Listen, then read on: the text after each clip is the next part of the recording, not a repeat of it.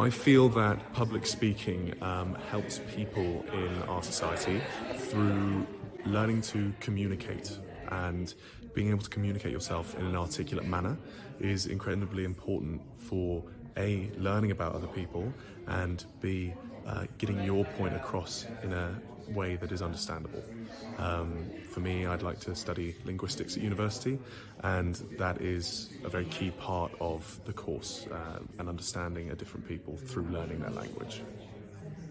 Have you had this experience before with debate? No, I've never done any sort of public speaking before. I've done some sort of acting and poetry recitals and that sort of thing, but there's been nothing that I've said of my own opinions in a public setting. So it was refreshing and a unique experience.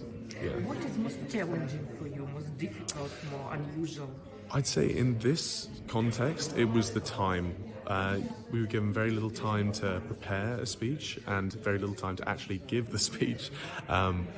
The overall consensus, I feel, was that it's a good thing to try and make yourself more concise rather than waffle, like I'm doing now, but still.